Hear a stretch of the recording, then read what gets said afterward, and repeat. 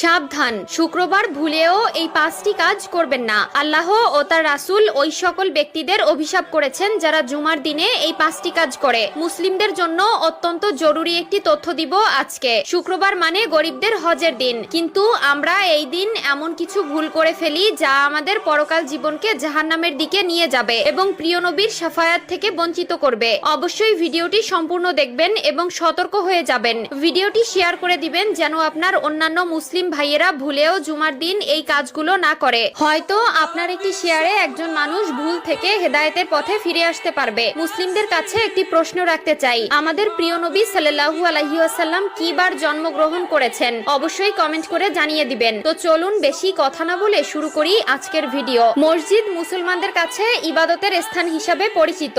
এরপরও আমরা মসজিদে এমন কিছু কাজ করে থাকি যা মসজিদের পবিত্রতা নষ্ট করে। তাই মসজিদের পবিত্রতা